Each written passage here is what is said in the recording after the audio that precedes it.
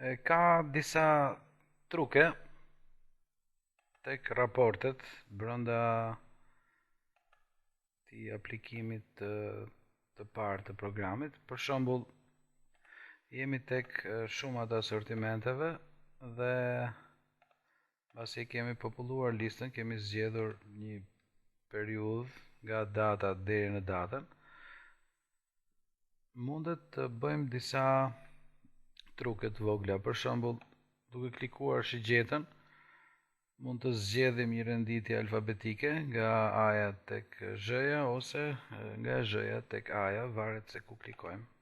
Shikoni, dhe lista përgjigjet. Po kështu një renditje, ne mund ta bëjmë dhe për çmimin, fjala vjen kush është artikulli më i shtrenjtë që kam shitur në këtë periudhë, ose sipas sasisë, cili nga artikujt që populon listën është më i madh ose më i vogël.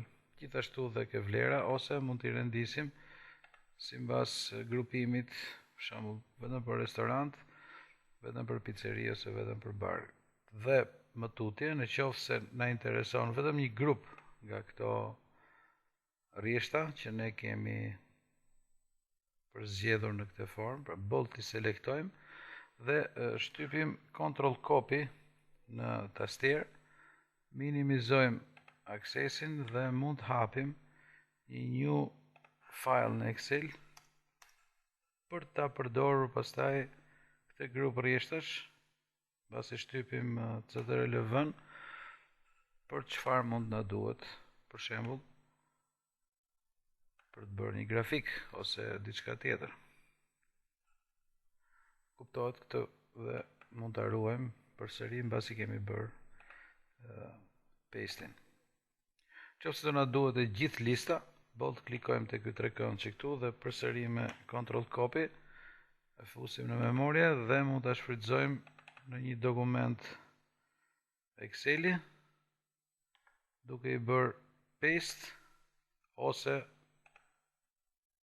dhe më bukur akoma paste special në formë teksti për ta formatuar si na do interesi jon për më brapa. Përgjithsisht këto bëhen për të ndërtuar grafik.